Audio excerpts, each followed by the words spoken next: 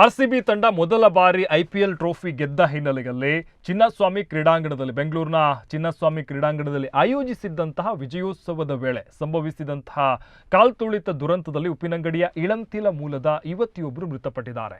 ಬೆಂಗಳೂರಿನಲ್ಲಿ ಉದ್ಯಮಿಯಾಗಿರುವ ಇಳಂತಿಲ ಅಂಡೆ ತಡ್ಕ ಮೂಲದ ಕರುಣಾಕರ ಶೆಟ್ಟಿಯವರ ಪುತ್ರಿ ಚಿನ್ಮಯಿ ಶೆಟ್ಟಿ ಮೃತಪಟ್ಟಂತವರು. ಇವರು ಎಂಜಿನಿಯರಿಂಗ್ ವಿದ್ಯಾರ್ಥಿನಿಯಾಗಿದ್ದರು.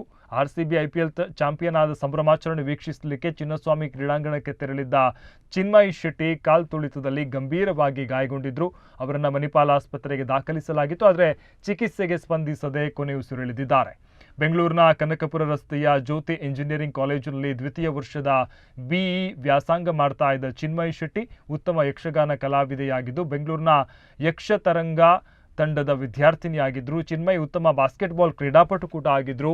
ಮೊದಲ ಬಾರಿಗೆ ಐಪಿಎಲ್ ಟ್ರೋಫಿ ಗೆದ್ದಿದ್ದಂತಹ ರಾಯಲ್ ಚಾಲೆಂಜರ್ಸ್ ಬೆಂಗಳೂರು ತಂಡ ಸಂಭ್ರಮಾಚರಣೆ ಏನು ಕ್ರೀಡಾಂಗಣದಲ್ಲಿ ನಡೀತಾ ಇತ್ತು. ಇದು ಗುರುವಾರ ನಡೆದಂತಹ ಈ ಸಂದರ್ಭದಲ್ಲಿ ತಂಡಕ್ಕೆ ಒಂದು ಶುಭಾಶಯವನ್ನು ಕೋರಲಿಕ್ಕೆ ಸಂಭ್ರಮಾಚರಿಸಲಿಕ್ಕೆ ಕ್ರೀಡಾಂಗಣಕ್ಕೆ ಲಕ್ಷಾಂತರ ಮಂದಿ ಬಂದಿದ್ದರು. ಈ ವೇಳೆ ಸಂಭವಿಸಿದ ಕಾಲ್ತುಳಿತದಲ್ಲಿ 11 ಮಂದಿ ಮೃತಪಟ್ಟಿದ್ದಾರೆ. ಘಟನೆಯಲ್ಲಿ 47 ಮಂದಿ ಗಂಭೀರವಾಗಿ ಗಾಯಗೊಂಡಿದ್ದಾರೆ.